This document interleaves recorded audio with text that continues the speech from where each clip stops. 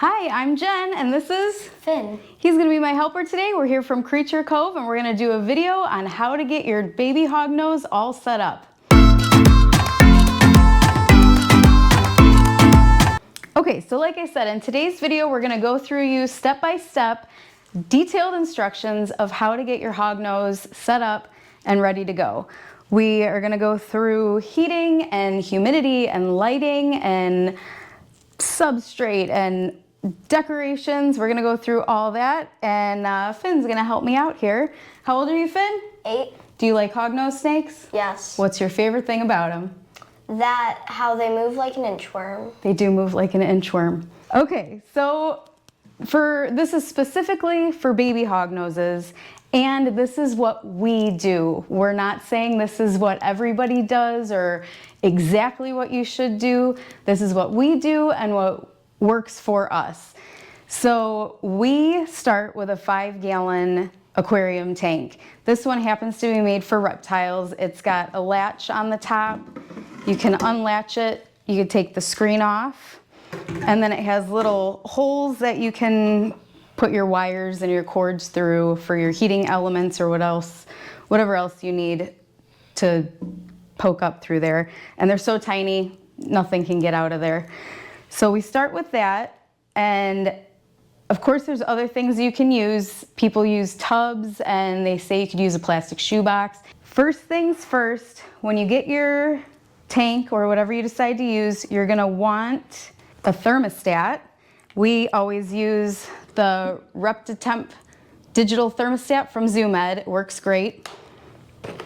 And you're gonna want your heat mat. We use the Zilla or the ZooMed. I prefer the Zilla because the stick on it seems to stick better for some reason than the ZooMed.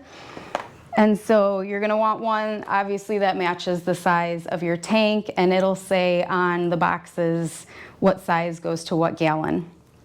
So once you have those, you're going to, since this tank is actually in use, we already have our heat mat attached. You're gonna want to attach it to a corner off to the side because that's gonna be your hot spot. And what they need is kind of like a temperature gradient, a thermal gradient from a hot side to a cooler side so they can stay warm when they want for digesting or whatnot. And then if they get too hot, they can move to a cool side. Again, temperatures are gonna completely vary. Plains hognose snakes have kind of a wide range of temperatures. So we put the hot side at 90 here. We set our thermostat to 90.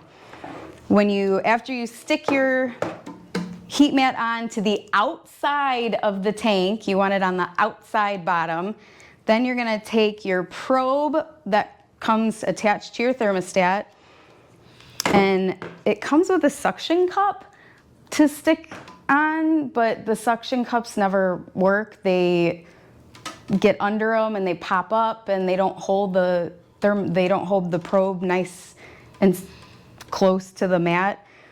So we use, what is this, honey? Foil tape. That is foil tape. Foil tape. And we get it from Home Depot in the heating and air conditioning section. So we just tear off a piece of that, and then I put it right over the probe and the cord, like so. And we put it straight above the heat mat on the inside of the tank because that's where the snake's body is gonna be. So you wanna measure your heat at the spot the snake is going to be. So we put it on the inside, tape it on, nice and secure.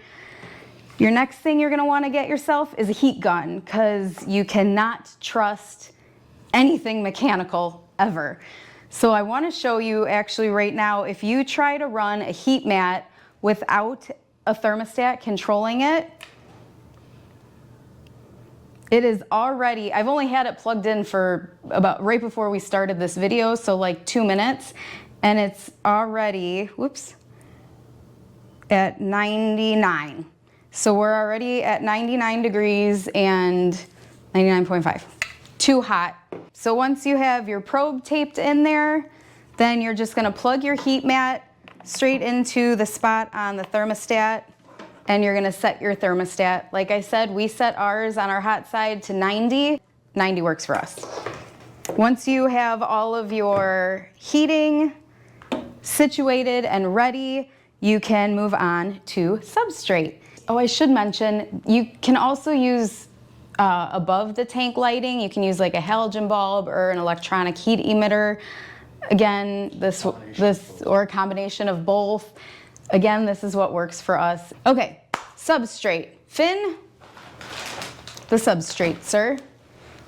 So we use aspen fibers, and it's a ZoomEd brand. They love to burrow. This is perfect because it holds its shape, so they have little tiny burrows, and it's very cute. You'll see like little holes all over, and that's their tunnels. So, all right, Finn, go ahead and pop about a good like 2-inch layer. A little more. Whoa! Go ahead, keep going. Yep. Perfect, spread that out. When they use their nose, they like dig up and down, and it's so cute. Yep, and that's why they have that scoop nose, huh? Yep. So they can dig. It's also why they have their name. Yep.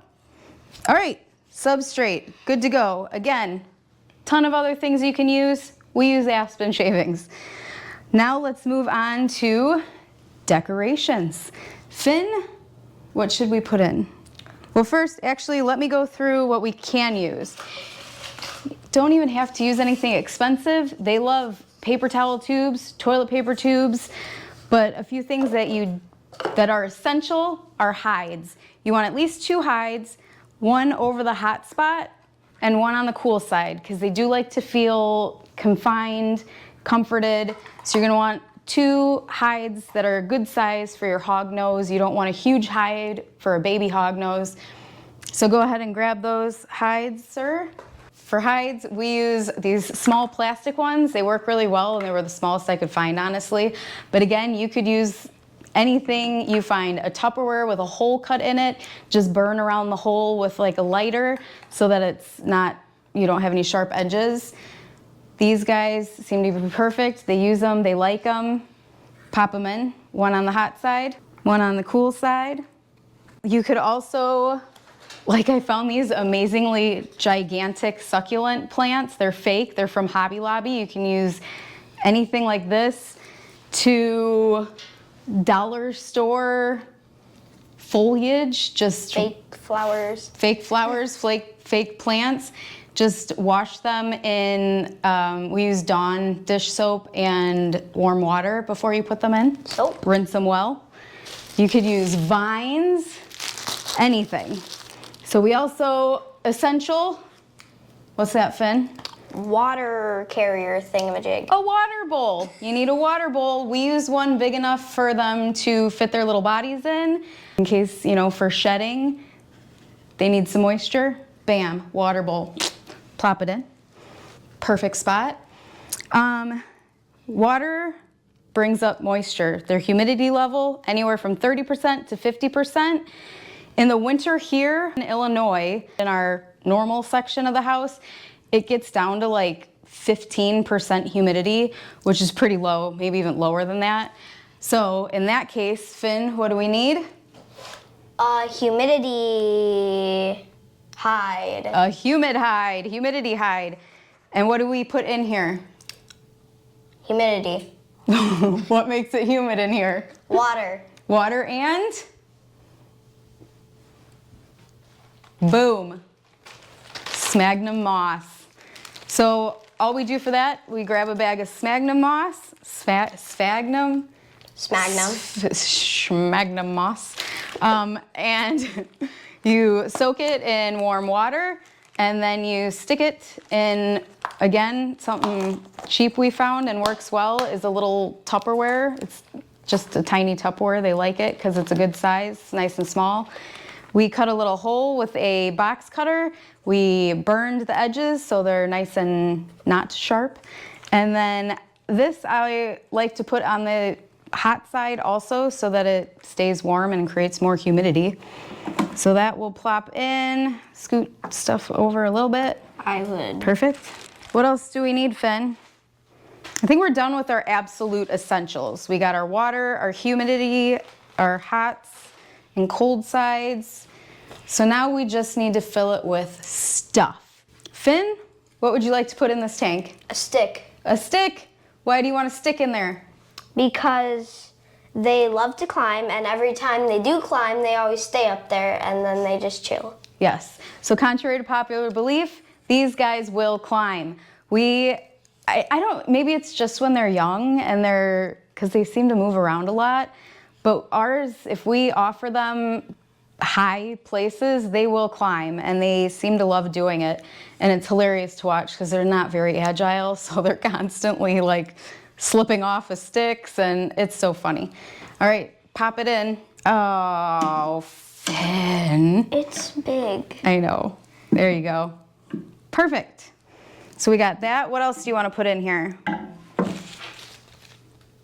An orchid? Yes. Plop it in.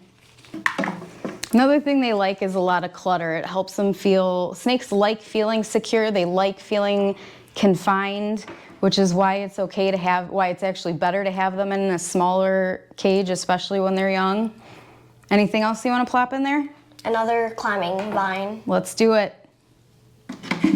It's kind of like crested gecko vines. Yeah, that's actually, I think that's where we got this one from.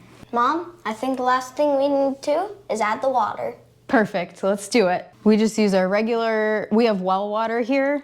You don't have to use any special water. Tap water's fine, well water. You can use filtered water if you want. Some people don't like doing that because it takes away some of the vitamins and minerals. But anyway, I think we have our hognose hut pretty well set.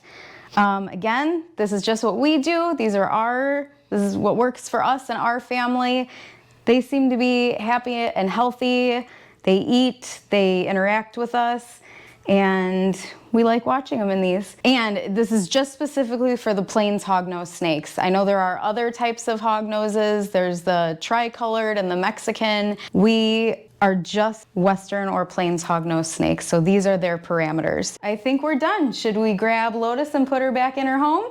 Yes. Since her tank is ready, she's all set to go in. Finny, would you like to do the honors? She's holding on to me. There you go. All right, in she goes to her new clean house. Well done, Finny Bear. All right, thank you guys for watching the videos. If you guys have any questions, comments, concerns, go ahead and put them in the comments, and don't forget to like and subscribe. Thank you, bye.